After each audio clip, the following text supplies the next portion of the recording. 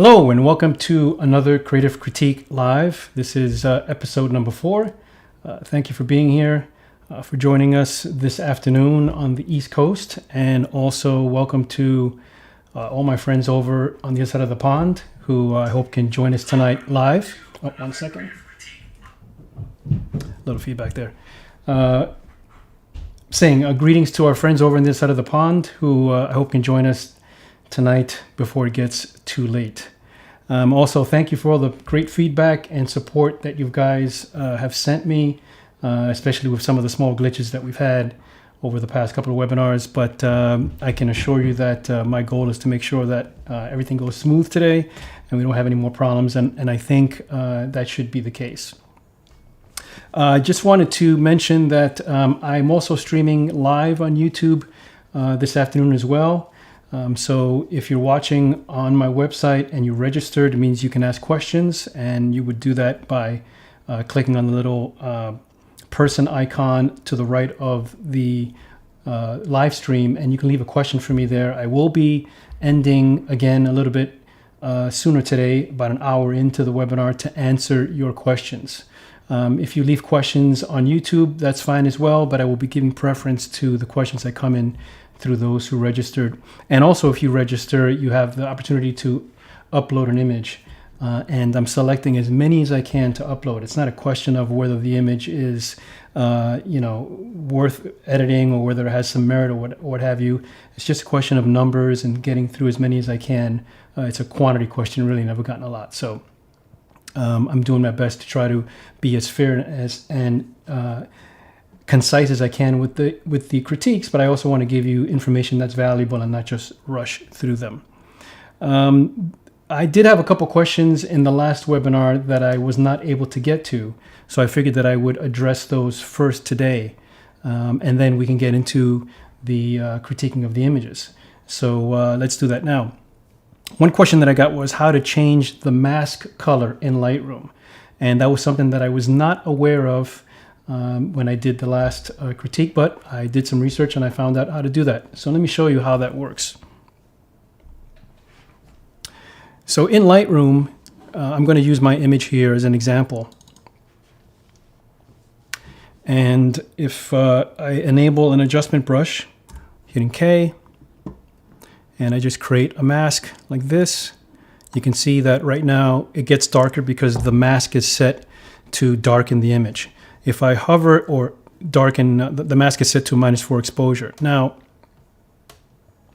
if I hover over the pin, and for some reason I don't see the pin now, but let's see, show selected mask overlay. Okay, so there it is. If you hover over the pin and you press Shift and O, that'll change the mask to a green color. Once again, Shift O white, Shift O makes it clear, and then Shift O back red. So that's how you can change the color of the mask. Another question I got was explain the difference between feather and flow.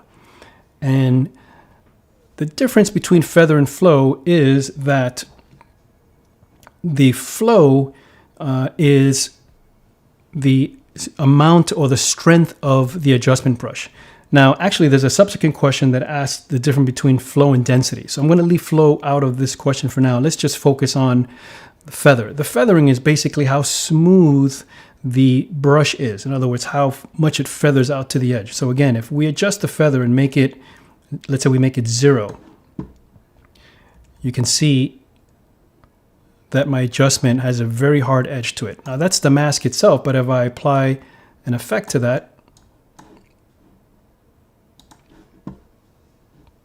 let me turn that off so we can see the effect. There we go. So you see how hard-edged the effect is. That's because I have the feather set at 0. If I set the feather at 100, then the same effect now is very soft on the edges. So the feathering is basically how soft the edge of the effect is. And as I mentioned in the last webinar, this feather setting is analogous to the how far apart you spread the lines in the graduated filter. So this filter here, it's very hard edged. If we put it close together, that would be like setting a very low feather and a very high feather makes it very smooth. But the graduated filter doesn't use the term feather. It uses just those lines to show you how smooth or abrupt the gradation is. So that's feather. The other question was related to difference between density and flow. So let me show you with an adjustment brush what the differences are. The flow setting allows you to apply the adjustment brush in successive layers to build up the effect. So again, if I set the flow at 100, I'm going to set the density at 100 as well. One stroke gives me an exposure of -4 because that's the amount that I have this adjustment brush set to. However, if I reduce the flow to say 50, then applying it in one stroke gives me a much lighter amount of that effect, and I can keep applying it over the same strokes to build up the effect, like you would, let's say, if you were using painting it from a spray can. All right, so that's what the flow is. It allows you to build up the effect over successive layers. And the flow amount here, whether it's 100 or 0, 100 means that you're applying it at 100%. But 50 doesn't quite mean that you're applying it at 50%, because I notice that it's not linear. In other words, if I lower this down to 5 and apply a stroke, it's very, very minor. If I bring it up to 50, it's not quite half of -4. It's a little bit less than half of that. So it's not a linear effect. You just have to play with it and see the effect that you need for a particular image that you're working on. But I use the flow when I want to apply an adjustment in successive layers in different parts of the image to build it up over time. So it's a way of gradually adding, let's say, dodging or burning. Now, density is sets the maximum amount that the adjustment brush will apply. So in other words, if this adjustment brush right now is set at -4 exposure and I set the density to 50, then I will only get a maximum of half of whatever I have the exposure set to, or -2, no matter how many times I apply the brush. So here with a density of 50, that's one stroke, and that's at half of what my exposure is set to, which is, it's set at -4, so half of that is -2. But if I brush over it again, it's not getting any darker. Now I'm spreading it out a little bit because my brush strokes aren't perfect, but it's not getting any darker. So the density sets the cap, if you will, or the maximum amount of that particular brush. If I set the density at, let's say, 15, you'll see now that I can only get a maximum of that amount with this adjustment brush. In other words, 15, that would be 10% of what my actual exposure setting here is set. If I set the density at 75, again, you get a lot more, but it doesn't build up.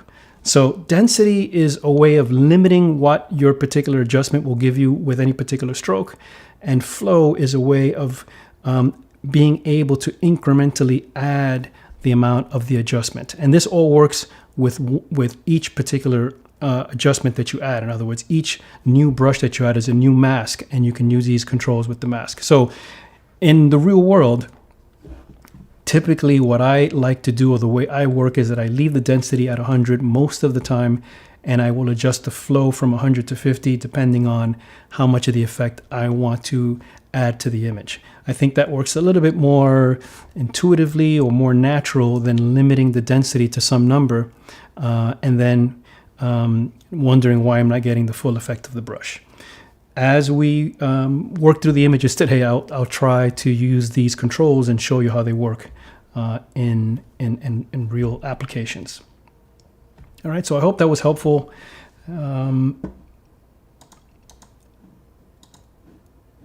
And we will now get into your images.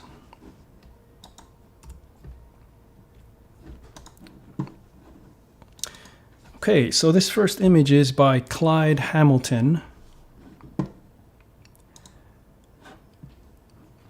And what I like about the image is, first, it has a great sense of scale. You see the village down here nestled between these two mountains, beautiful valley, strong light in the back, or not strong light, but evocative light, I really mean, coming in from the back.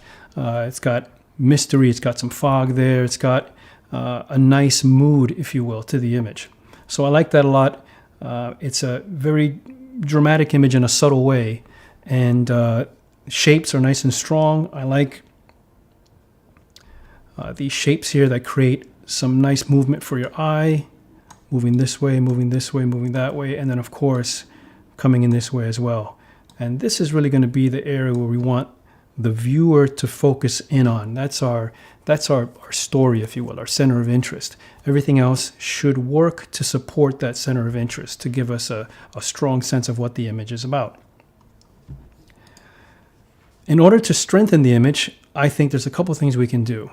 One is, I think the image needs a little more tonal variation. These shapes here are very dark and very strong, and I think they're too powerful for our center of interest here. They dominate a bit too much, and I think we can scale that back a little bit without losing the drama of the scene, without losing the drama of the setting. Second thing is, just as a little accent here, this is a distraction. It's off on its own, doesn't really serve a purpose as far as I can see. We already have a way to get into the picture, and that I think pulls us away. And the third thing I would say is that these very interesting cliff faces here are also competing. I think they're making the image more complicated than it needs to be. And so I think there's ways to simplify this. So I'm going to hit D for develop. To remove this, and this is something that Clyde can decide on its own, but for me, I would strongly suggest it. I can just use the spotting tool here.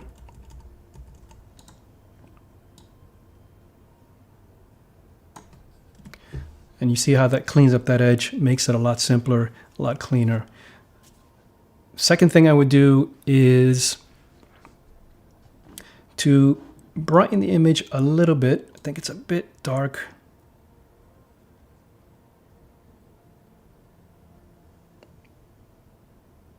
Something like that.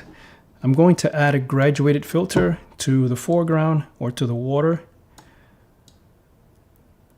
And I'm going to brighten the water as well to give us a little bit more luminosity there, picking up that reflection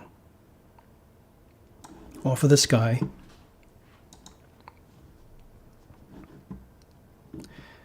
I'm going to also use a graduated filter into this back part of the image. So I want to create a little more interest back here where the fog is. I could go in with an adjustment brush, but a graduated filter is a lot faster because it lets me cover a large area very quickly, like so. I can use the range mask control here to limit that adjustment to highlights. So I'm going to click on range mask, select luminosity or luminance, and then limit it to just the highlights. And what I want to do here is I want to pull down the highlights a little bit, add a little bit of clarity.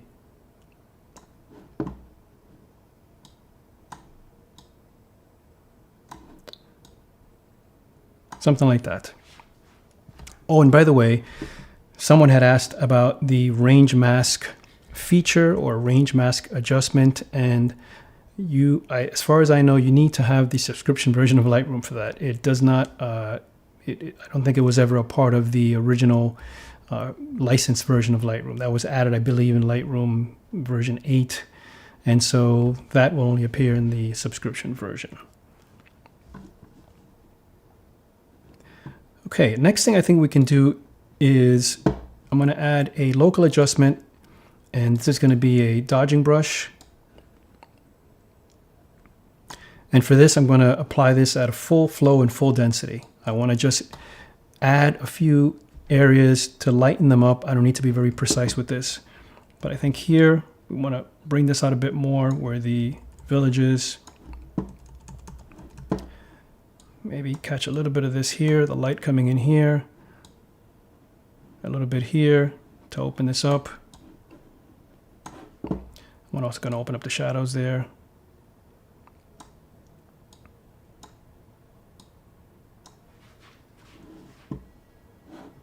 A little bit more with the exposure.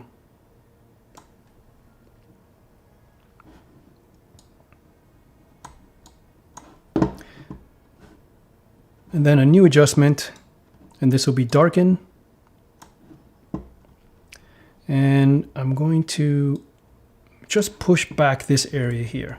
By push back, I mean that if I darken those bright areas on those rocks, that'll let them assume a slightly more subservient arrangement or relationship to the highlights here.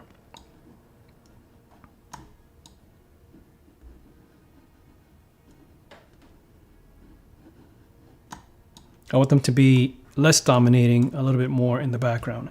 And I think maybe just a little bit of cropping to tighten up the image a bit.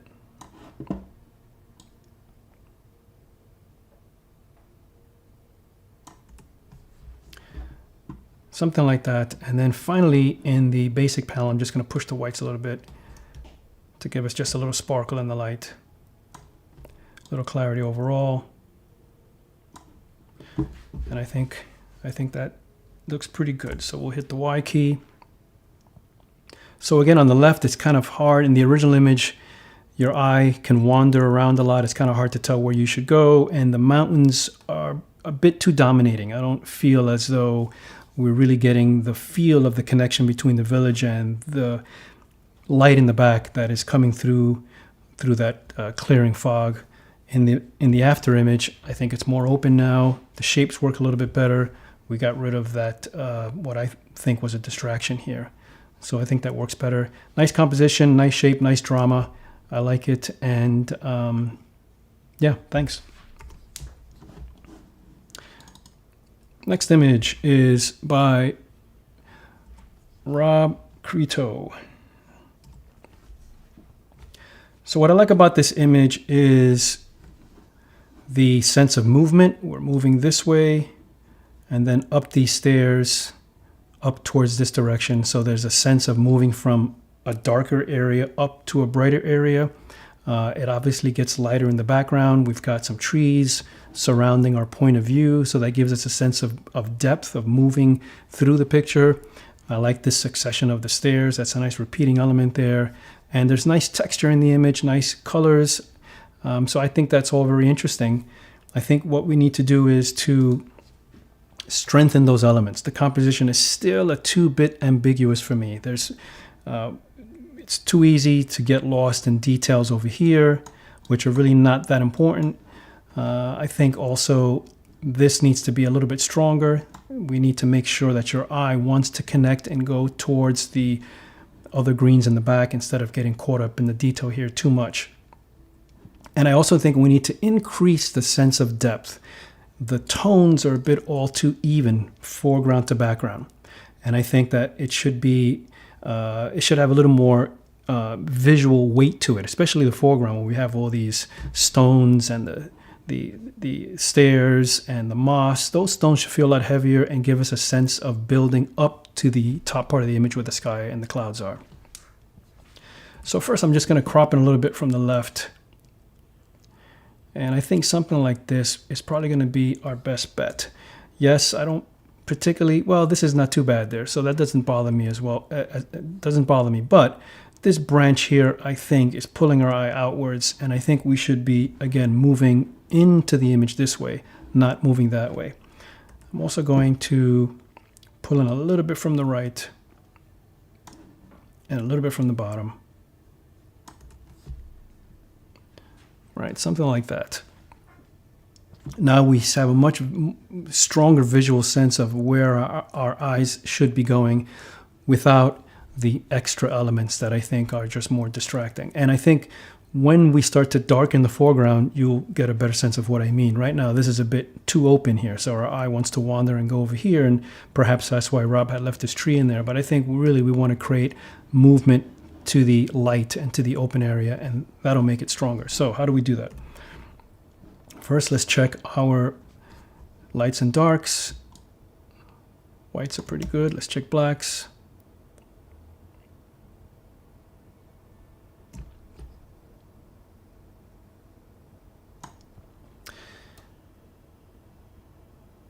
I'm going to Maybe drop the exposure a hair. Add some clarity. Okay, now I'm going to use an adjustment brush to create these broad tonal adjustments that I mentioned before. Let me set a feather of 100, flow 100, density 100. So let's darken this area here.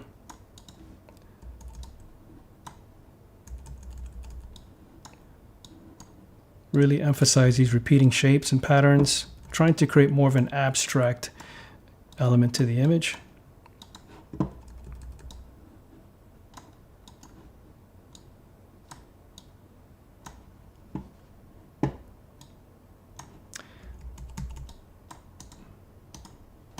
Okay, something like that.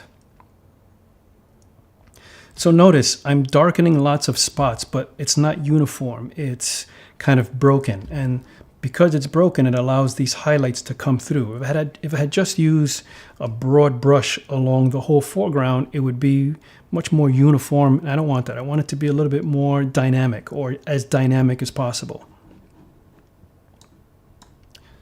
Adding a little bit here as well to darken these shadows, bring them forward, so that brings it closer to us, and it separates it from the background. So we're always trying to create depth. We're always trying to create a sense of three-dimensionality in every image.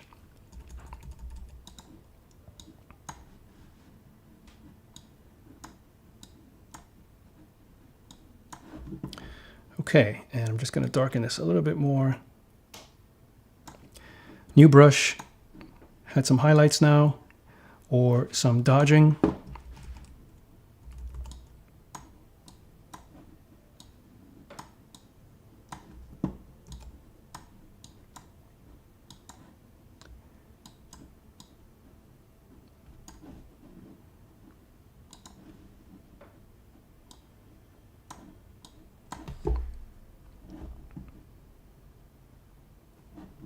Okay, something like that. I think that works pretty well. Let's go back to this darkening brush.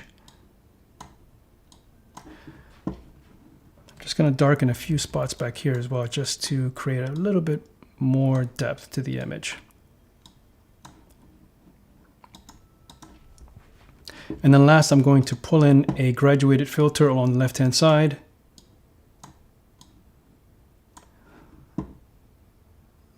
Just to give us a bit more of that effect of light.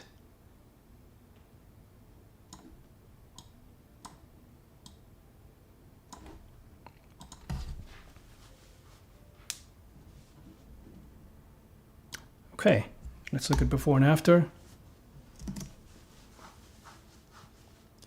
So subtle adjustments, but the after image for me has more depth, more dimension. Your eye can easily follow up these stairs and out to the garden here, let's say. Whereas over here, you're not really quite sure where to go. I think it's a bit more ambiguous. You could probably even strengthen that a bit more by going into effects and pulling down on the vignette a little bit. And that might give us a little bit more of that effect. That's something that you can do to taste. But again, here's the before, and there's the after. All right, so thank you for sharing. Nice image. Next, we go to Majed. And this type of image is one that I have struggled with. Not this particular image, but these types of images are ones that I have struggled with for a long time and always tried to come up with ways to be creative about them. And what do I mean? What I mean is images that have a single element in it that stands out from everything else. They are very difficult images to make because your eyes and our brains are instinctually, subconsciously attracted to that one thing. Anytime you have one of anything in your image, it's a distinct visual element that can either make the image very strong, very centered, or it can weaken the image if you've got other things that are creating a different kind of story or a different kind of look or feel. And so that's where this image for me is is a problem. Love the abstract nature of it, the colors. It's got a certain kind of graphic, almost dreamy quality to it because the sky is so bland and so clean and blue. It could be, I think, a little bit bluer to strengthen the reds of the foreground. But the tree by itself is, I think, compositionally a distraction. I know that might come as a surprise to a lot of you because, you're thinking maybe there's a tree in the desert. But the question is, what is the image going to convey to the viewer? You could think that the image conveys, the sense of life growing in a place that's remote and desolate, and that might be the case. But again, because we have one single tree, there's something about a single anything that gives it an extra amount of importance that has to be somehow has to be looked at within the totality of the image for it to work, right? We have to have some way of connecting it to other things, and I don't think that's quite happening here. I love the layering of the sand. I love the side lighting on it, but this for me weakens the image. Let me show you. Let's try an alternate version here.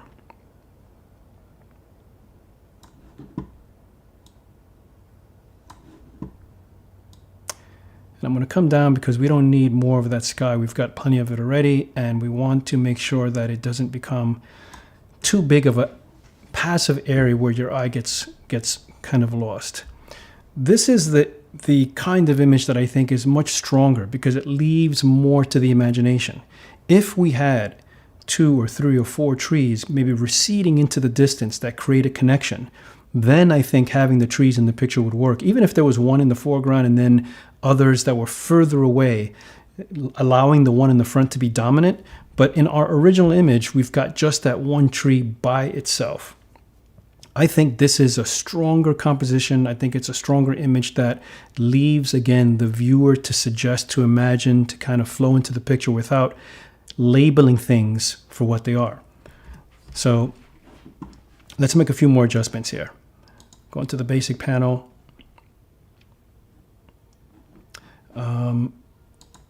There we go. So let's adjust our whites. Adjust our blacks.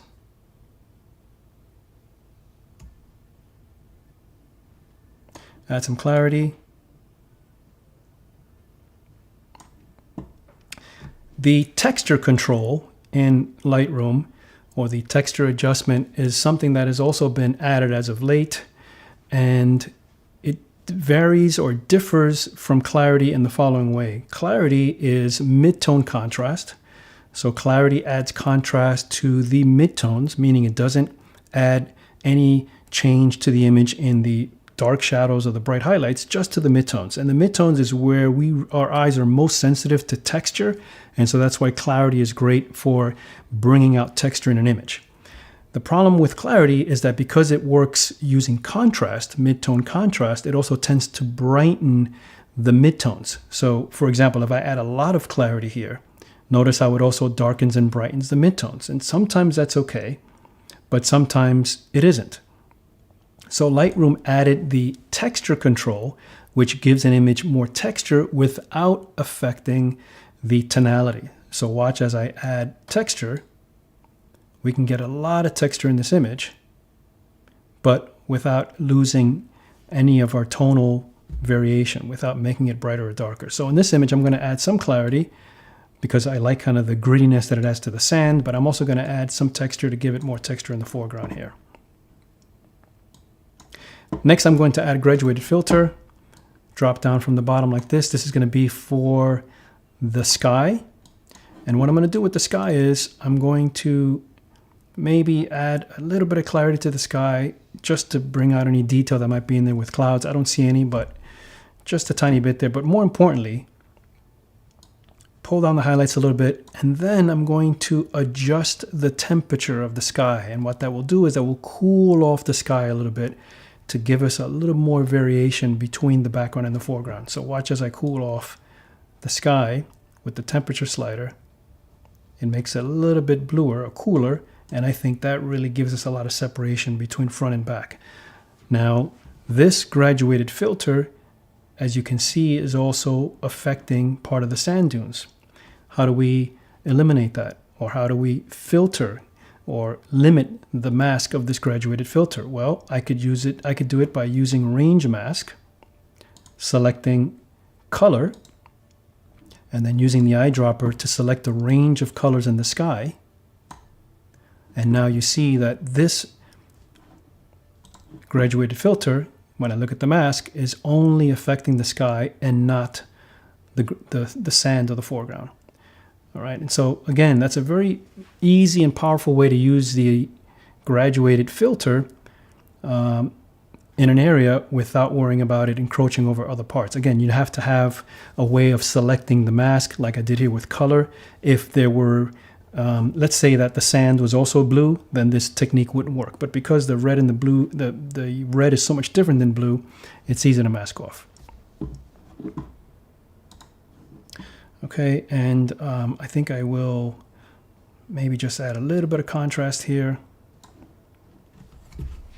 All right, and that's our image.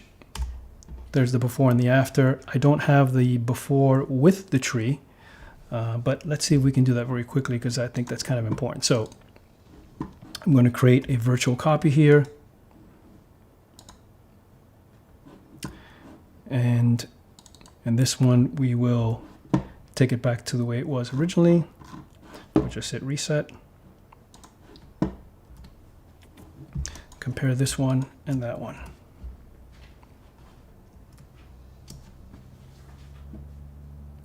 All right, so that's, in my mind, to me, the stronger composition. It's much more graphic, much more suggestive of the scene and more interesting versus, I think, a tree that it's beautiful, it's lovely. I would love to be walking in that place, but it doesn't quite translate, I think, as well as it could because there are elements that our eye doesn't really have a place to go here.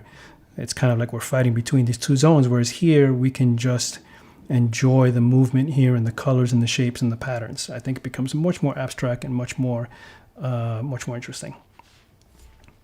Okay, thank you. Next, we have Frank Waters. So this image is very nice. I love images like this where we have fog and atmosphere and mood that really help to convey what it feels like to be in a place like this. And while I haven't visited this particular lake, I've been in places like this where the feeling is magical, and I know what that's like. And Frank's done a beautiful job of capturing that. I like the repeating shapes. These trees give us some patterns that allow us to move in through the image, but they are varying. They have varying shapes and widths and distances. And then, of course, our eye gets back up into this area here. And all this helps to support our movement through the image, especially with the reflections. So I like all of that. I think that our eye really should be moving this way. And I also like this movement here with these, with the foliage in those trees, that nice orange shape, which again gets repeated again. So that's very nice. Very, very good composition from a point of view of keeping it simple, keeping it to the bare essentials. A few things that I would suggest, not many. One is I think we could probably tighten the composition. By that I mean tightening where your eye can go. So notice how I mentioned that our eyes should be moving through here. You want to strengthen that. I think we could come in a little bit from the bottom. And that brings this reflection here of the orange color closer to the edge, which I think creates a little bit more tension. And that's great because then it keeps us moving up back into the image. And I would move in a little bit from the left here as well. Maybe something like that. We don't want to lose the viewer over here. Really, they should be going in this direction.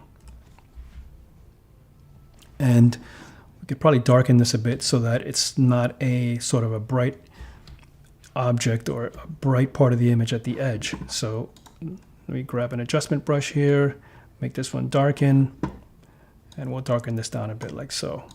And that just puts it more into a shadow area. I'm going to continue with this darkening brush. And so here's a chance to show you the flow and the density. So I applied this adjustment brush here at -1/2 a stop. And I want to use it in other places, but I don't want it to be at 1/2 a stop because it's going to be too strong. Now, certainly, sure, I could create a new adjustment brush. I just want to show you again the flow and the density. If I lower the density a little bit, maybe to 60 or 65, now that means that I'm limiting this exposure from a 1/2 stop to, something around a little bit over 1/4 of a stop. And now I can use it in other places. And I'm going to limit it some more. And just add some little touches of darkness back here. What does that do? Those shadows help create a little bit more depth in the picture. Something like that, just to give those trees a little more dimensionality. Same thing in here. Same thing in here. Just like that, maybe something like that. And then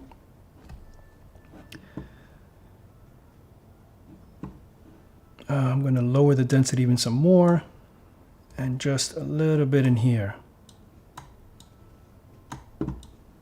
in the foreground. By creating a little bit more variation, all of you should already be seeing the pattern here, right? We create more variation here. Our eyes move from areas that are darker to brighter. It creates more dimensionality. In fact, we could even exaggerate that a little bit by dragging up a graduated filter like so. And just making this ever so slightly from -15 to 0. So -15 starting here and then to 0 here. Again, creating a very gradual gradation that you can't really notice, but it has an effect. It definitely makes your eye move up to the fog and back into the image. And then I'm going to create a new brush. And this one we will use to just lighten a few spots, just to create some sparkle without taking away the effect of fog. So 1/4 stop, and I'm going to put the density back at 100, but this time I'm going to lower the flow in case I want to apply a few strokes to build it up. This tree here is pretty important because it connects this pattern. This tree here continues the rhythmic pattern that is started over here.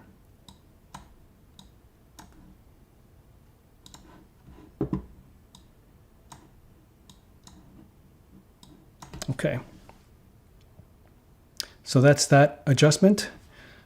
Maybe a little bit over here like that. That's that adjustment, which is dodging. And here's the darkening in different amounts. All right, and I think that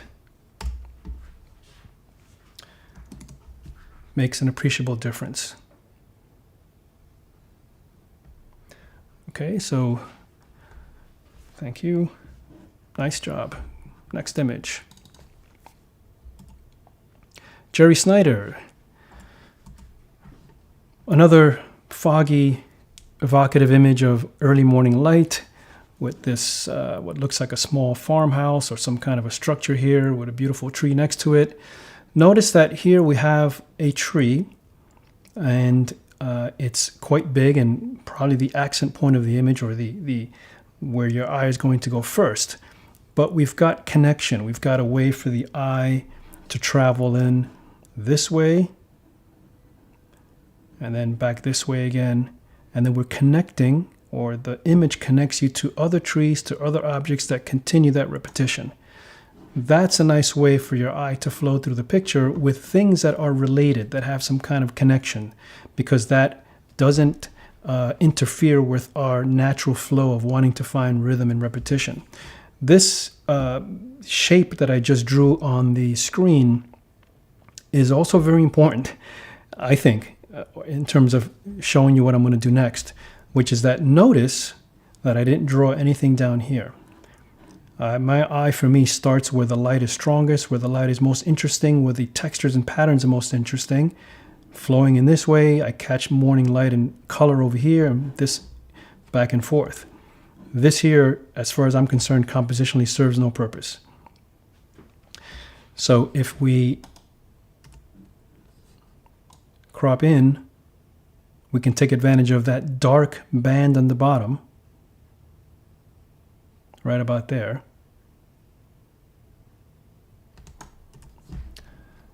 Maybe a little bit less, and we'll darken this here.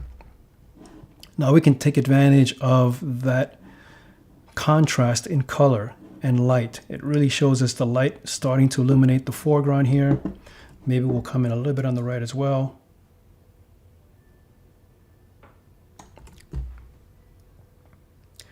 Okay, now we strengthen the parts of the image that really make your eye flow and move through the picture without the foreground, which again, I think it was there and you might be tempted to include it, but I don't think it really adds anything to the picture. This is what's most interesting.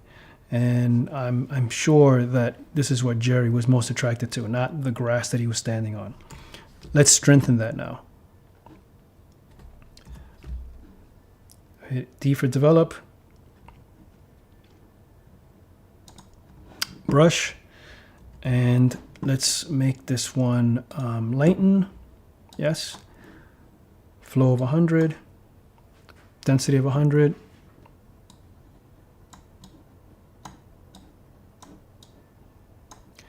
Picking up the light that's already in the picture.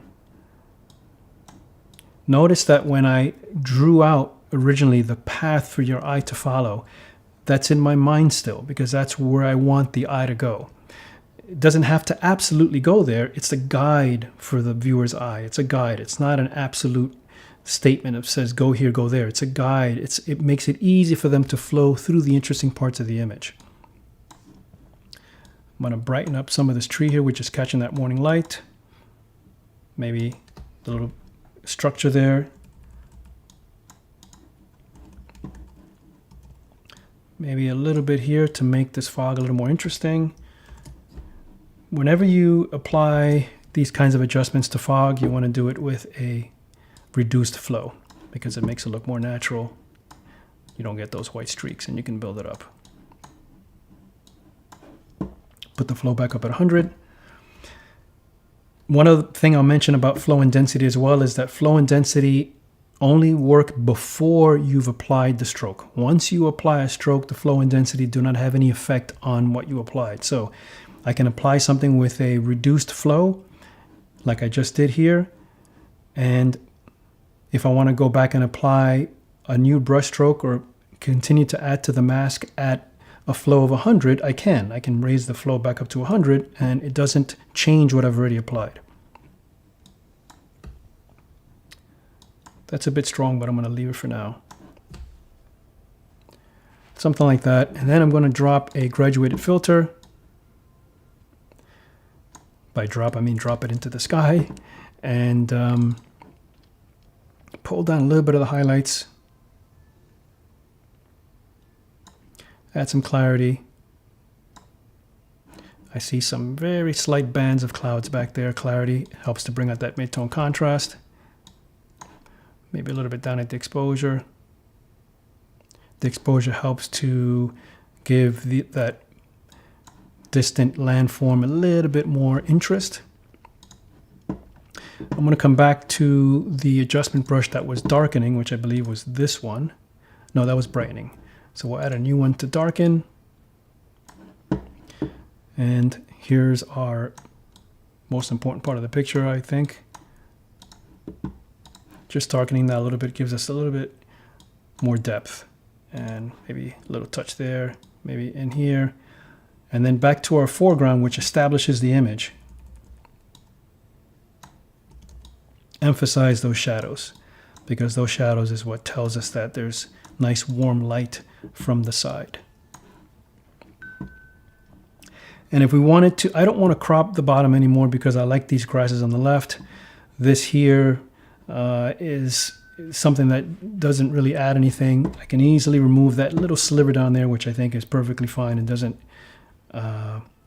change anything dramatically with the image, by using the cropping tool or the cloning tool, as it were. All right, and that's our before and after.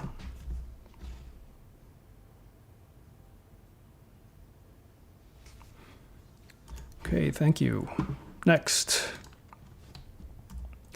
we've got Fisherman's Cottage. Don't know by who, but thank you for sharing.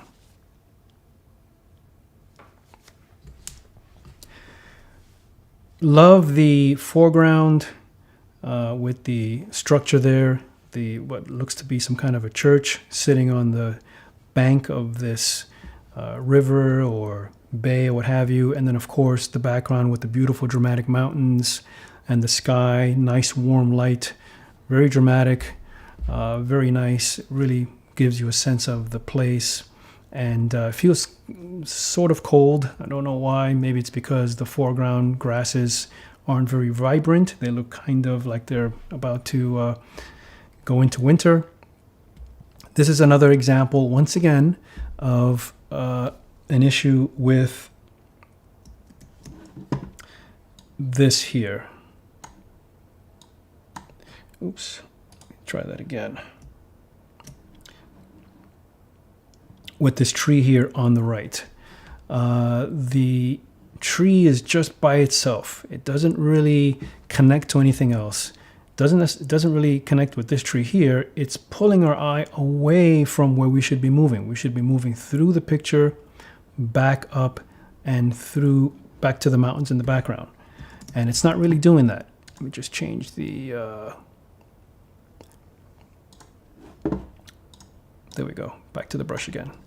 It's not really doing that. We should be moving through here to the structure, back to the mountains, but we get interrupted or we get distracted by this element there.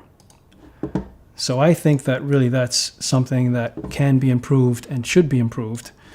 And the only way to do that really is with this particular image, we'd have to crop that out. And I think if we did that, coming in here, maybe move over a little bit, move the structure over a little bit to the right to put it off center, pick up the most dramatic parts of these mountains. I think that is a much stronger image now in terms of making sure that it's broken down to its bare essentials. Yes, I agree that probably a horizontal format would be better to really convey the sense of that long mountain chain in the distance, but I think the tree in the foreground hurts it. If we now go in and make some adjustments, warm it up a little bit, I'm going to pull down a graduated filter, give the sky a little bit more drama, a little clarity.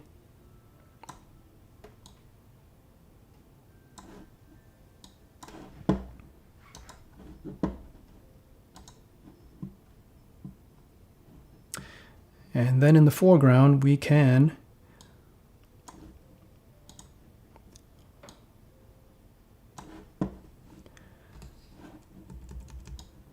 just give us a little more interest in the foreground here so it's not so uniform. Again, creating dynamism, right? Creating more dynamics, more variation, more change. But change that works with the image. Not change for change itself, but change that complements the image.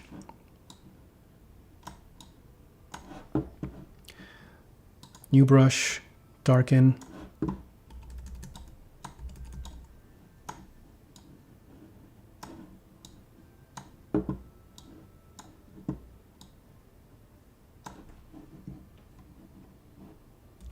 And I'm going to go up here as well and darken a few little spots back here.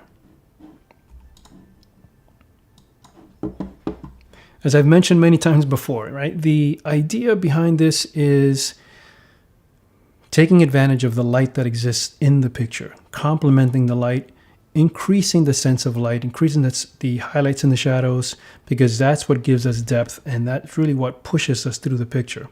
Whether it's variation in color or contrast or tonality or texture, any of these things are going to create what I like to call passive and active areas. So we've got a very active area in the foreground.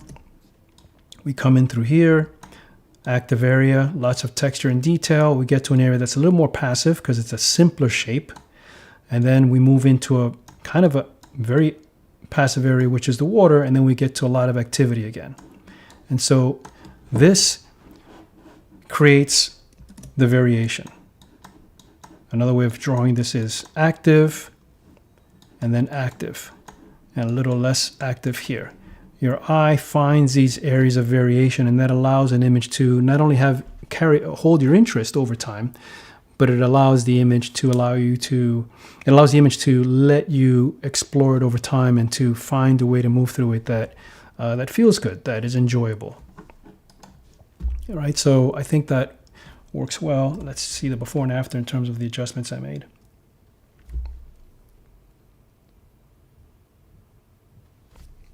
And I would probably go to this one and add a little bit of vibrance now.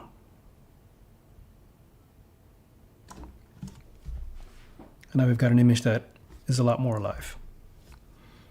All right, thank you. Next is Jay O'Brien. So I really like the composition. The perspective is really nice, that low perspective looking up at the waterfall.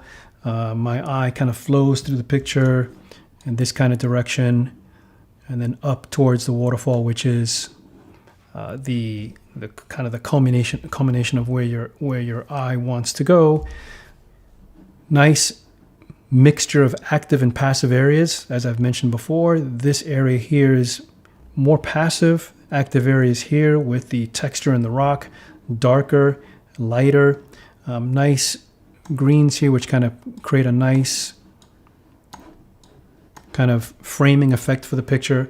All of that really works. I like the exposure, slowing down the water, giving us a sense of, again, active and passive areas. One of the things I hear a lot in workshops is that students sometimes don't want to use a slow exposure for water because it's been done a lot. And I do agree with that. One of the things that it does do very well, though, is that it allows the image to gain this textural quality where there are soft edges and hard edges. And you can imagine if this image had been captured with a very fast exposure and the water was frozen, a lot of texture there, a lot of detail, a lot of information that is hard to really take in.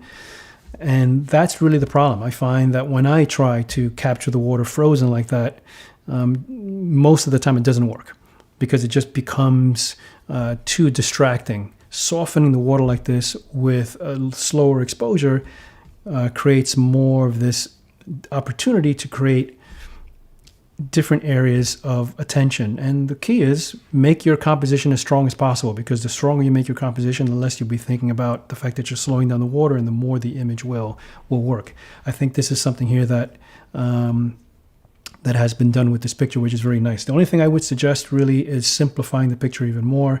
I don't think we need to get this extreme down here in the foreground. I think we can come up a little bit here, maybe something like this. Maybe come in a little bit on the left. And I think that simplifies the picture even more and gives us a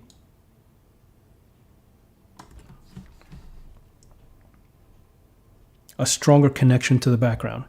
Where the water is, it brings us closer to the water in the back, and I think that's where really the emotional content of the image is. So simplifying, again, getting rid of the stuff that isn't really adding to strengthen the picture. 9 times out of 10, eliminating things is the way to go. It's going to strengthen your images because we're starting out with everything in front of us, and removing things is almost always going to be the best strategy in terms of strengthening composition. Next image is by, don't know. but it's from Utah. I like the overall, I like the composition. I like the scene. My eye moves in through here up to these beautiful dramatic cliffs and the warm light, the repetitive shapes of these trees growing along this stream or this creek that again pushes us back. So that creates a lot of depth and a lot of dimension. And I think the editing is well done. Like the subtlety of it. It's not overbearing, but again gives us a lot of drama. I think this image really what it needs is again simplification. There's way too much information on the right.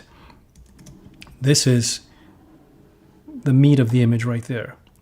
All of this just adds more information that we don't need. So taking advantage of this shape here, we can crop in from the right. Maybe a tiny bit on the left. Maybe come down a little bit. And now we've got shapes that emphasize that movement. This diagonal here, and this diagonal there, another diagonal this way. And then all of this points us back to that direction. And compositionally now, your eye can find all of the information that was there before. We got plenty of trees. We have plenty of the context of the scene. We haven't lost anything that is important, but we've gotten rid of all that extra stuff on the right here that I think is just hurting or compromising the image. Next picture is Fisherman. No name once again, but beautiful image. Very dramatic. Love the colors, love the silhouettes, love the shapes, love the what Jay Mizell will call the gesture here is wonderful because you know, it just shows activity, action. It feels like it's in movement, and that's great. Once again, I think that there's not much that I would suggest in terms of the editing of the picture. I think it's well done. It's got a lot of drama. I think maybe toning this down a bit here would be helpful, and the reason for that is because we've got, again, a large portion of the image that really isn't doing anything. Yes, I know that the sky is dramatic here, but this is the most important element in the picture. That is the center of interest, and we need to make sure that that is as strong as possible. So I would suggest, once again, coming in a little bit from the right and coming in a little bit from the bottom. Gives us a little bit more of a sense of perspective now. And then I'm going to add a graduated filter from the right hand side.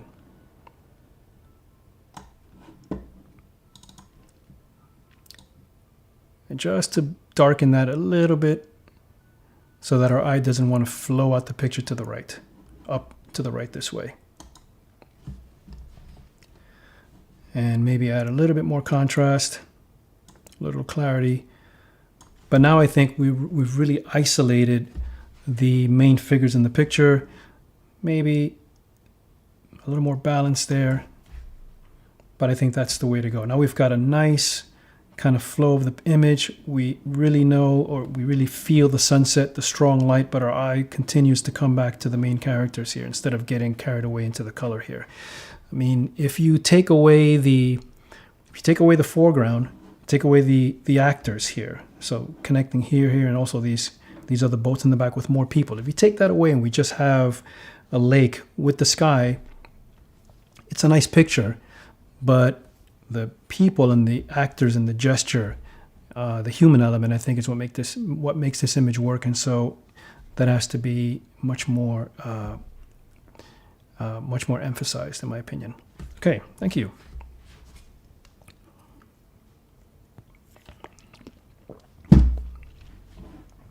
Next, we have an image by Bob Martin. Thanks for sending. So I like the abstract nature of the picture. Nice big shapes. Back to this tool again. Sorry about that. How do I change this?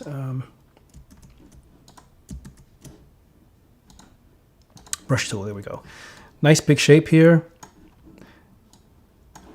Another shape in here, another one here, and another one there. So that makes for graphic elements in the picture. The color, not as important, I think. I might be tempted to do something like a black and white. I think that makes it more graphic, and I think that's the strength of this image. I think that the strength of the image is the graphic nature of the shapes, and you're not quite sure what's going on. It looks like somebody holding a phone trying to take a picture, but the more abstract we make that, I think the more it can convey a sense of the sort of the mystery, the suggestive nature of the image versus keeping it in color. So I think black and white might be a good way to go. I'll convert it to black and white by hitting V. I also think cropping might be a good idea. Let's bring this up a little bit to strengthen this shape. Let's bring this in from the right a little bit to create a little more tension here along this edge.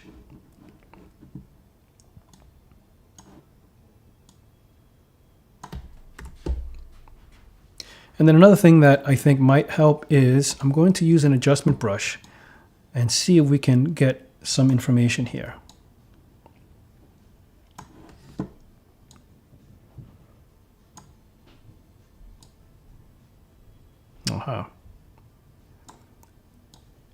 So now we can see a little bit what this person is taking a picture of. Notice that my adjustment there spilled over in the hand, so I'm going to hold down Option and minimize my brush so that I can get rid of that.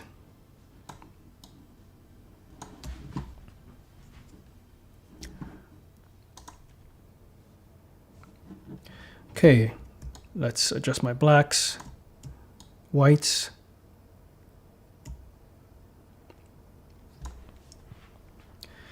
More graphic now, I think. The shapes get a little stronger, and I think now by opening this up here, by actually showing us what's in the screen here, we get a chance to see what this person is photographing. I think that also adds a little bit to the image, gives it an extra dimension, if you will. So let me go back here again and lower this a bit. Might be too bright. Then I'm going to create a new brush. I'm going to just darken a few areas here to give us a little more variation. So maybe a little bit of this snowbank here, maybe there.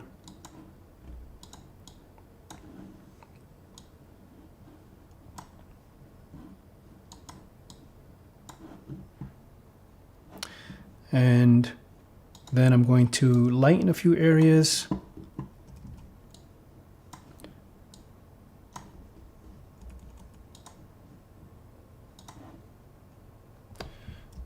Maybe too much. Back off on that.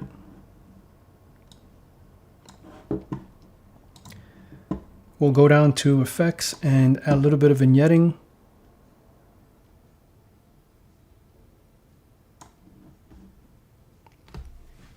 And one other thing that may work is we can try to go into split toning, and I'm going to add a little bit of cooling to the shadows. So I'm going to select the hue of 220, which is roughly about where shadows would be. Add a little saturation to that. That would be 100% saturation. We'll bring it up around 10. That just adds a little bit of cooling to the image. I think adds a little bit more interest. And yeah, I think that's an improvement. Makes the composition, as I said before, a little more graphic, a little more abstract. And this element here, I think, makes it a bit more interesting versus here where we don't quite see what's happening. Yeah, she's taking a picture of this snow here and we don't see it. I think by lightening it up just a little bit, and if you make a print of this, this won't be so light, so it'll be a little darker. That just gives us a little bit of a window to look in without it being so clear about what it is. And I think that helps. So thanks for sharing. Interesting capture. I love when people do things that are more abstract like this. So nice job. Thank you. Next image is by J0575. No, just J probably. Okay, so what I really like about this picture is again, the fog, the feel, the mood of the image, the textures, the sense of nature, the nice repetitive movement. This creates nice repeating patterns,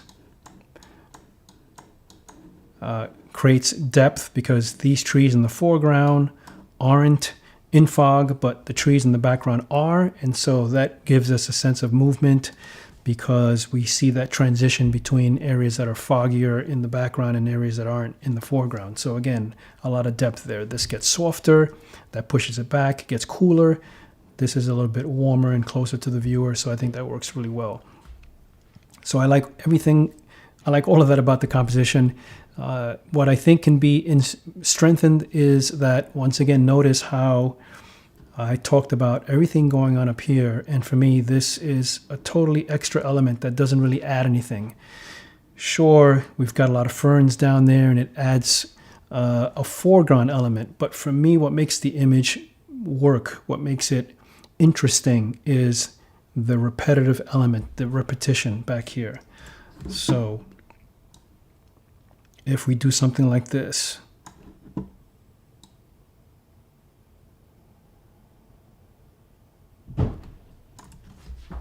I think that makes the image much stronger. It makes it more graphic in nature, really helps us to see the separation between the foreground and the background, really invites us into the picture. And I think it's more interesting. I think it gives it a lot more depth and a lot more dimension. And to that, we can cool it a little bit. We can add some more vibrance. I want to add clarity to the foreground, but I don't want to I don't want to add it using the overall clarity adjustment here in the basic panel. Why? Because if I use clarity here, it's going to add clarity to the entire image, and clarity takes fog away. Look what happens to the background here when I add clarity. It takes the fog away, minus clarity creates even more fog. So whenever you want to add clarity to a specific part of an image, don't use this adjustment. Use a local adjustment. So I'm going to go into the adjustment brush here, and it doesn't really matter what my preset is, but I'm going to add an adjustment mask here, something like that. Zero out the exposure, add some clarity. I'll even add a little bit of texture. New adjustment brush. We'll make this darken.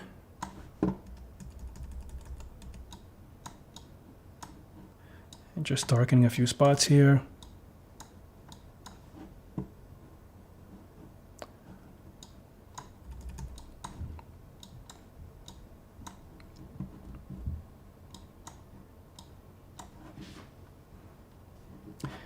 New adjustment brush, lighten.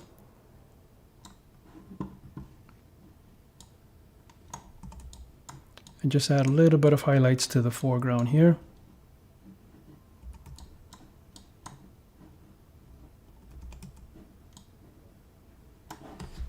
Oh, too much with that one. A little bit less. Let's drop the flow a little bit. There we go.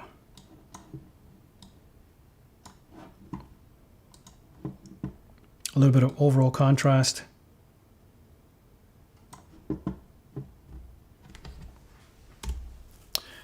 And there's the before and after. And if we go back to the original image, I'll create a virtual copy.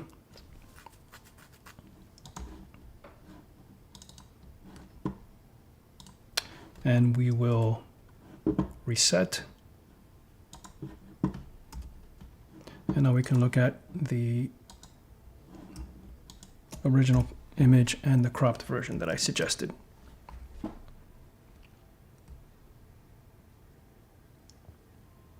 And I still think that the cropped version on the right is a stronger image. I think it's much more intimate in nature. It gives us a sense of the textures in the foreground, eliminates some of the extra information that I don't think we really need, and really connects us with the background.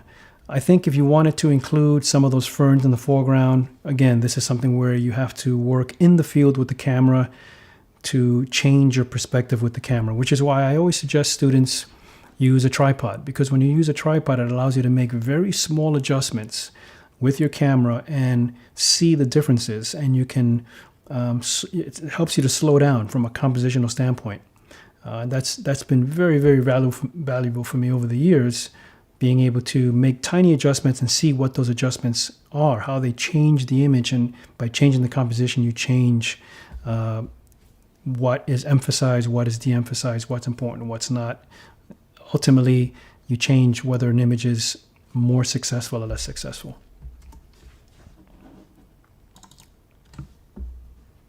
Next image. Rich Mendrop, thanks for sharing.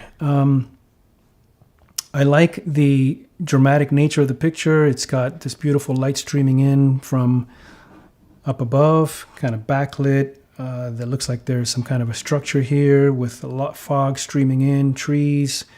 We've got the beautiful backdrop of the mountains in the distance, and the black and white, I think, helps to make it more abstract or graphic in nature. I think all that really works really well.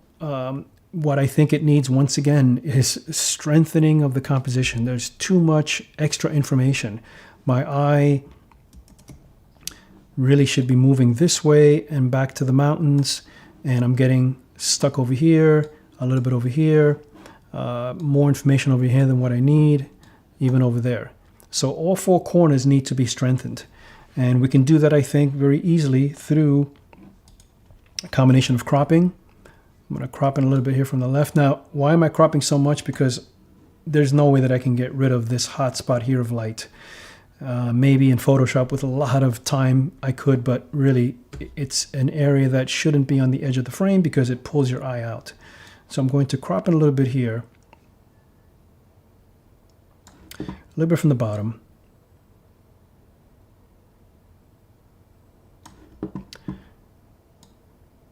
Maybe we'll leave, well, maybe a little bit from the left. I'll pull this back a little bit this way. And then if we add a few graduated filters, just to show you what I mean. And one from this side.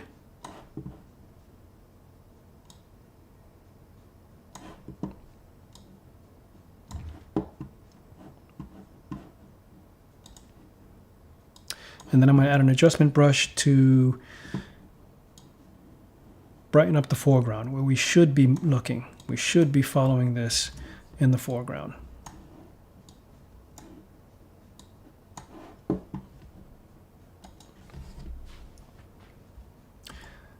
So there's the before on the left, after the crop, and then the after here. And so now our eye can still appreciate the light, the dramatic nature of the sky. Our eye moves in from the bottom right through here up to the house here, the structure, the trees, and then of course the mountains in the back, but we're not distracted off the edges. We're not getting pulled into the edges, which I think weakens an image.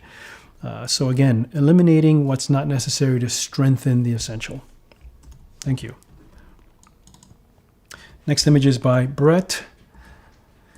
Thanks for sharing. Well, I like the light, the dramatic nature of the light striking this waterfall, and the kind of the scale and the size of the whole scene. You can imagine the sound that this waterfall makes. It conveys a sense of the drama and the power of nature. I like that. I also like the kind of the vertical orientation. This tree on the left helps to give us a little bit of depth. There's some branches here, some bushes on the, not bushes, but a tree on the right here. That also gives us a sense of depth. But they aren't doing enough of their job. They really should allow us to feel as though we're looking through these trees and through these branches back to the waterfall. And the second thing I would add is that the waterfall is overpowering the image a bit too much. There isn't enough, I would say, texture or interest in the water to make it appealing. It's too bright, too overpowering. We need to tone it down and smooth things out a little bit. So how would I do that? One is I would cool off the image a little bit.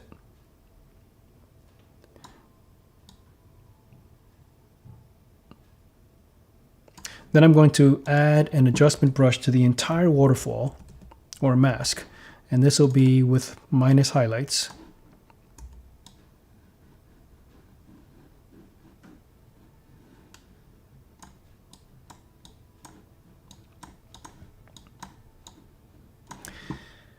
And I'm going to add a new adjustment brush just for the top portion, which I think needs a little bit more. And again, that's minus highlights. Smooth that out a little bit. I'm also going to add another adjustment to soften down these rocks here, which have a lot of light on them. So we're just pushing them back, making them softer so that they blend in more with the waterfall.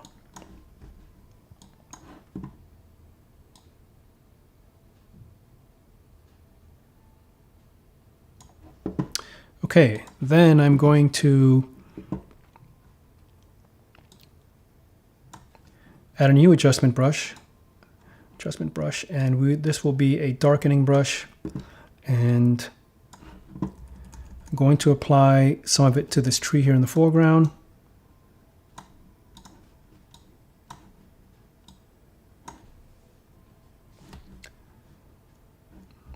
A little bit less here, a little bit less there. And also to this tree here.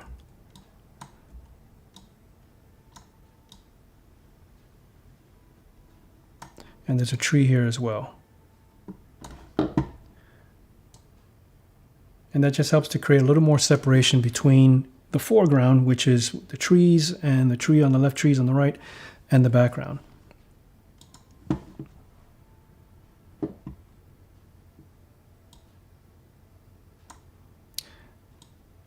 And I'm just going to pull down the saturation, push up on the vibrance. And again, a little bit more warmth maybe back there. Okay, and I think that improves the image a bit. The waterfall isn't as distracting, I think. On this side, in the original, the waterfall is too strong, the light is too strong, it overpowers the rest of the image. I think here it helps to make the whole scene a little bit smoother in terms of tones, and we can really follow the waterfall down and see the texture in the water, which I think helps a lot. We can even add a little bit of a vignette so that we feel as though we're looking out from the forest to a waterfall. All right. Thank you. Last image is by John Gorton. Thanks for sharing. So we have nice compositional element in the foreground with these icebergs. They create a nice grouping here. We've got water that leads us in. We've got these interesting shapes. And then in the back, we've got this mountain range that has fog and is catching some of the morning light and creating texture and dimension. And the foreground versus the background, I think, is what makes the image work. What gives it that depth that it needs. I think my eye kind of follows these shapes here and then gets back up here and up to the clouds. And that works well. We need to make that stronger. What is it that is not working? What's not working for me is that we don't have enough separation between the foreground and the background. I think these icebergs here can be a little bit bolder, if you will, heavier, more dominant. And I think right now the image needs a little bit of contrast between what's in shadow, which is the foreground, and what's in light, which is the background. The background is in light. It should be a little bit warmer. The foreground should be a little bit cooler. And I think that's something we can do in Lightroom fairly easily and add a lot of dimension to the picture. So I'm going to start by checking blacks and whites.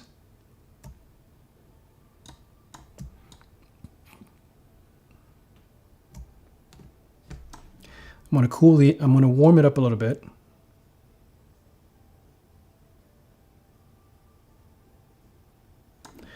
Going to add some vibrance. I'm also going to drop the exposure.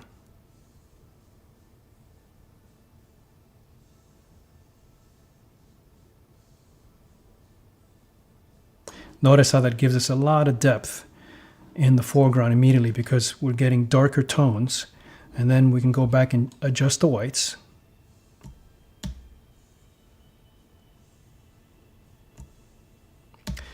Notice when I adjust the whites that I can push the whites up until that portion of the image starts to clip, which is right there. But I really want to bring this part of the picture up towards the very whitest part of the image as well. So I'm going to keep going with the whites until those parts on top start to get close to clipping, because I know that I can come back and darken this a bit, especially since this is not where we want the eye to wind up. As I mentioned before, we want the eye to flow through the picture past that up to the clouds. I can darken that, allowing this to now become more dominant, more stronger. Let's drop a graduated filter for the top of the image. This is going to be clarity to give us more mid-tone contrast.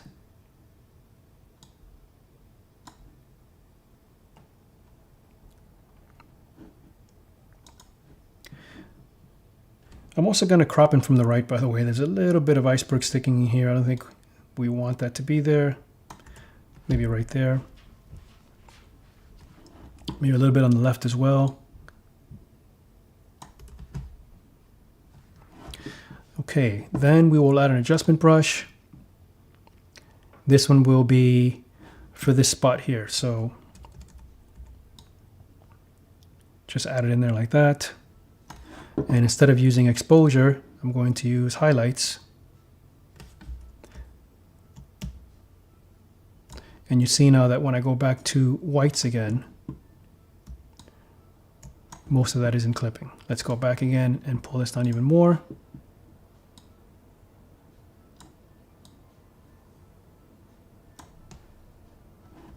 Okay, and I'll clean up that mask a little bit. Okay, there we go. Now you see that that clipping is gone, because when I hover over the clipping indicator here in the histogram, we don't have any red there. We've got some red spots in other places. I can always go in there with this and knock those back a little bit. And those little tiny red spots are okay. They just show a part of the image that is going solid white. They're very small and they help to add a little bit of specular highlight. So that's okay. You just don't want any large areas that especially you want to convey texture or detail to go solid white, because then that will you'll lose detail there, and that may not be what you want. I'm also going to add a graduated filter from the bottom once again to create more variation.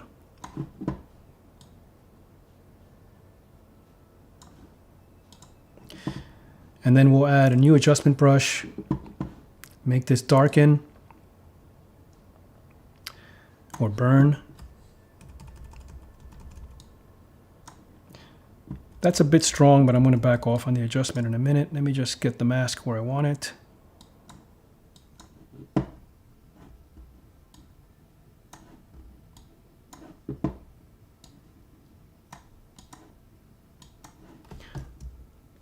Now here's another thing you can do. Instead of reducing the amount of the exposure for that mask, I can erase from that mask here, but instead of erasing the mask entirely, what I want to do is reduce the effect that I added, right? So I can go back, hold down the Option key, make it an erase brush, and then reduce the flow so that I'm erasing that mask in steps to get the effect that I want.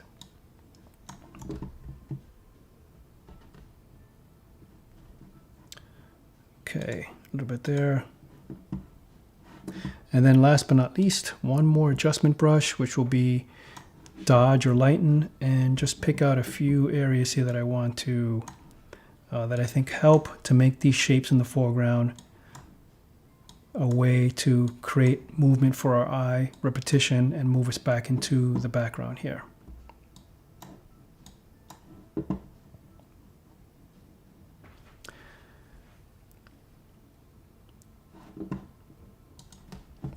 And I'm just going to add a little bit more warmth.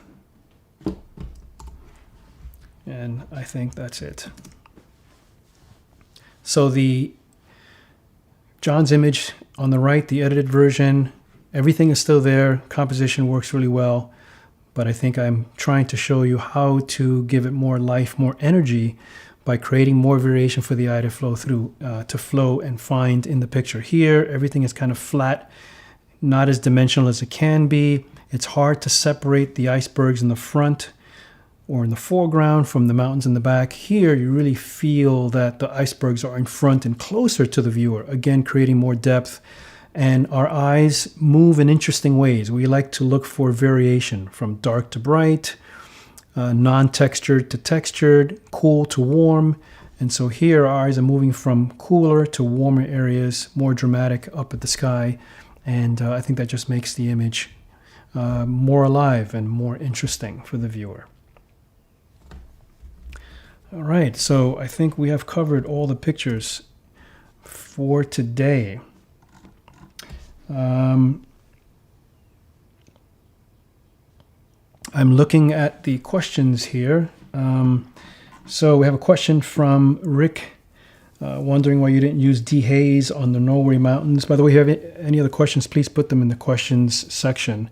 I didn't use dehaze because sometimes dehaze, I mean, really, it has a tendency to take away haze or the effect of fog. And I think what makes the image strikingly interesting is that we've got haze in the background and it's kind of diffuse. And this is so sharp and distinct here. So yes, the eye really doesn't want to go to the back. I think this just makes everything flow down towards the village.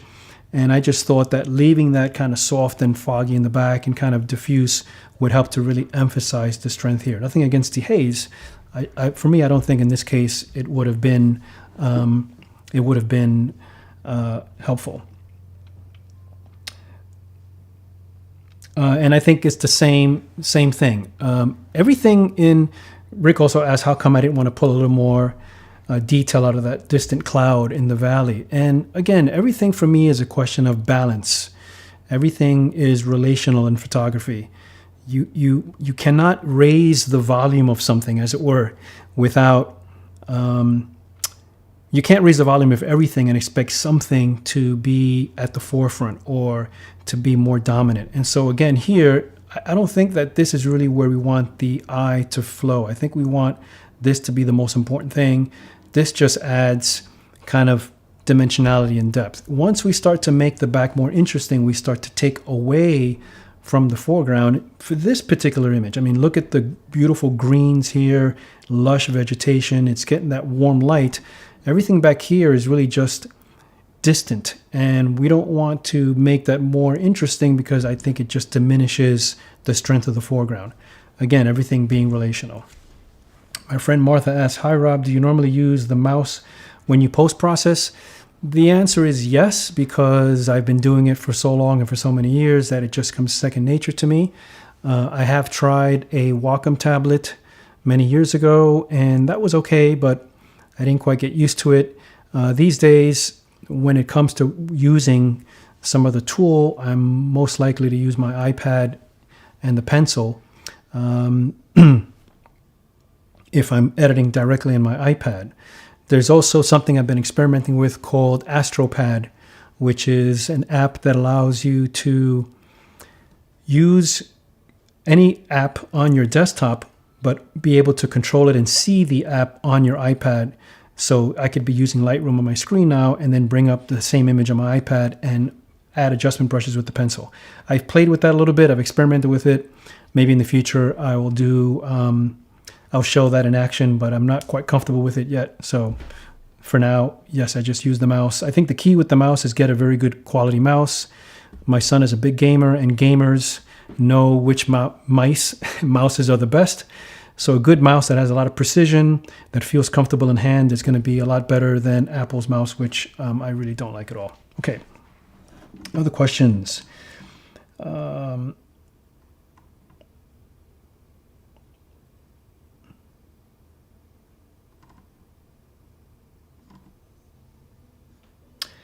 the Fisherman village, doesn't cropping on the right destroy the effect of the overall skill of the man against the great sky?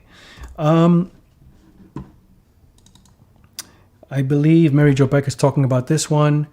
I think that we've got more than enough of a great sky here. I don't think the effect is so much the sky. I think the effect is these guys enjoying their time out on the water at the end of a workday or what have you.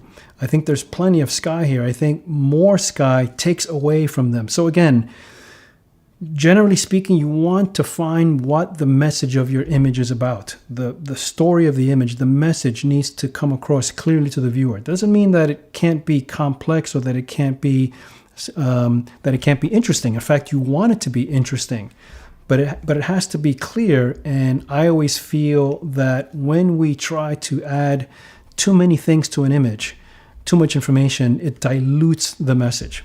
And so for me, I think when I look at this picture now, I still feel and get the presence of the magical sky. I still get that sense of the backlight coming through, but my eye looks for what these guys are doing and what their story is. And again, these two guys here, they just seem to be having such a great time with more boats in the back. There's more people over here. So I just felt that focusing on that would make a stronger image. And as I've said before, I'm not claiming to be absolutely correct. I'm just giving you a sense of my instincts and the principles that I use. Remember, we talked about LCU at the beginning, leading the eye, center of interest, and unity.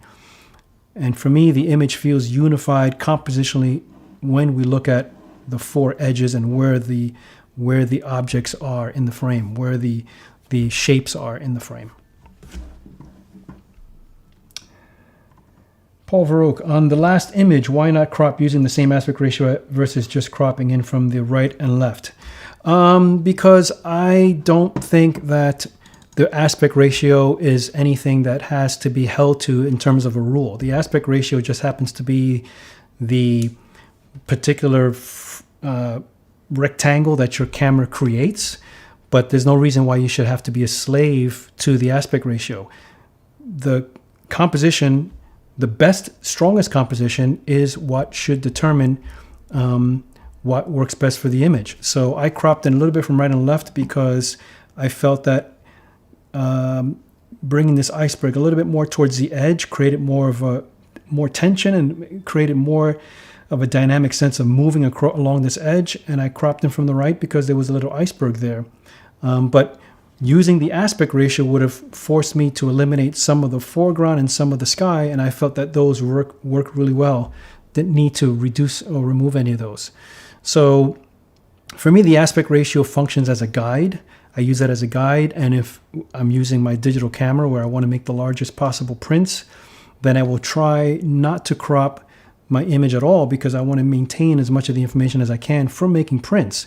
But I certainly don't adhere to the aspect ratio simply because of what it is. If I feel like I need to change it to create a stronger composition, or you should feel comfortable doing that, because after all, when the viewer looks at your picture, when anyone looks at your picture, whether it's online or at a gallery or on a print, they're not thinking about the aspect ratio. They're not thinking about whether you stuck to 3, 2, or 4, 5. They're looking at it and saying, I love this image or I don't.